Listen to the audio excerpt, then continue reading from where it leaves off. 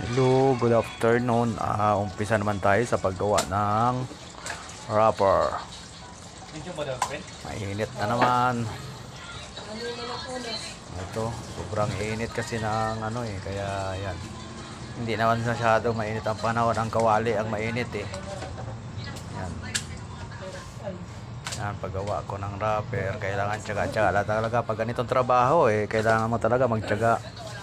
Hindi na kailangan patamad-tamad dito.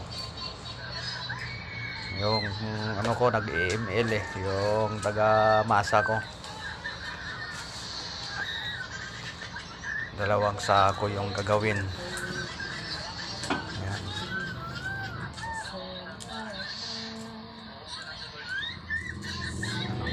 Trabaho ng maggagawa ng rubber. Paki-subscribe naman po